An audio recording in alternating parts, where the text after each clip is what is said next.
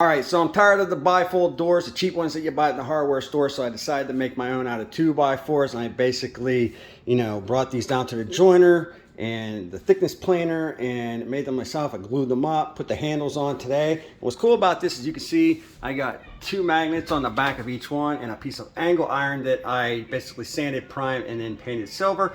And when I close this, and it latches up like that, El Perfecto. But it's a little bit different, looks a little bit rustic in the new kitchen, and so much better. I do got to fix up a little bit down here, a little bit down here. I had to cut into all of it. All in all, I'm pretty happy with it.